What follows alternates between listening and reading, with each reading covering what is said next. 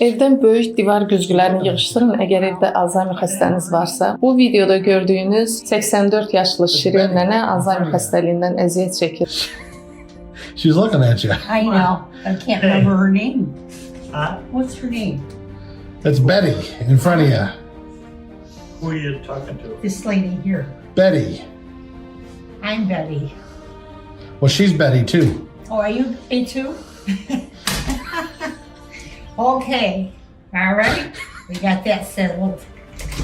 Wait, now I'm going to get a good night's sleep. There you go. Thank you.